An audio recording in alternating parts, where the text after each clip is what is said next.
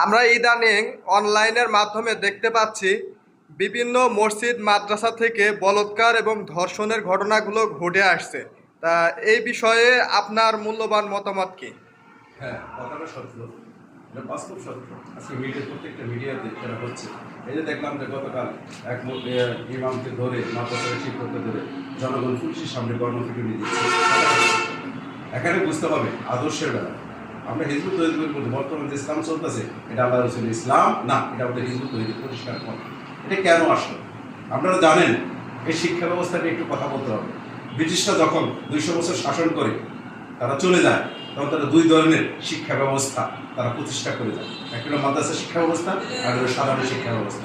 মাদ্রাসা শিক্ষা ব্যবস্থায় 26 জন খ্রিস্টান প্রিন্সিপাল তাদের সিলেবাস ঠিক করে দেন, সমস্ত কিছু ঠিক করে দেন।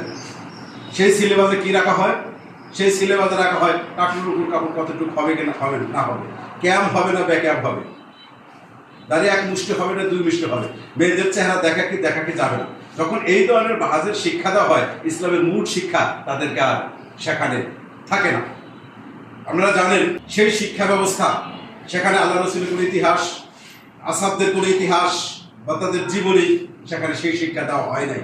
আজকে সেই শিক্ষা থেকে নিয়ে আজকে তারা মাদ্রাসা যে শিক্ষা ব্যবস্থা প্রতিষ্ঠা করেছে, সেই শিক্ষা ব্যবস্থা তাদের কোনো আদর্শিক শিক্ষা দিতে পারে নাই। সেখানে দিয়েছে কি আরবি ভাষার জ্ঞান, মুখস্থ বিদ্যা, কিন্তু কোরআনের যে মূল সাবজেক্ট, রাসূলুল্লাহর যে মূল বুনিয়াদ, সেটাকে শিক্ষা দেওয়া হয় নাই।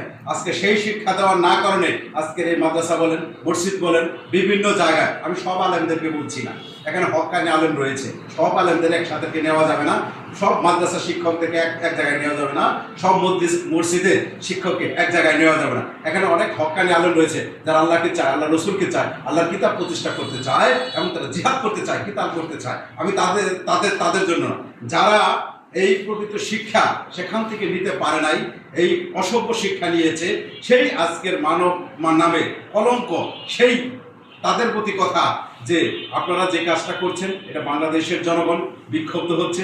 ইসলামের প্রতি তাদের যে শ্রদ্ধা ছিল, ভক্তি ছিল, আজকে সেটা উঠে যাচ্ছে। তাদেরকে এখন একটা জায়গায় ফিরে আসতে হবে। সে শিক্ষা ব্যবস্থার মূল একবার আমূল পরিবর্তন করতে হবে। তাদেরকে একটা আদর্শের উপর ঐক্যবদ্ধ করতে হবে। না হলে তাদের এই শিক্ষায় আমাদের এই কোমলমতি শিশুদের তারা ভবিষ্যৎ ধ্বংস করে দিবে। তাদের ভবিষ্যৎ যাতে ধ্বংস না হয়, এই বলাৎকার যারা না ওঠে, সেই জন্য রাষ্ট্রেরও কিছু আইন সেখানে তৈরি করতে হবে, না হলে হবে না। আজকে ধর্ষণের আইন আছে, বলাৎকারের কোনো আইন নাই। আজকে তাদের কোনো আইন নাই, আজকে সেই আইন করতে হবে।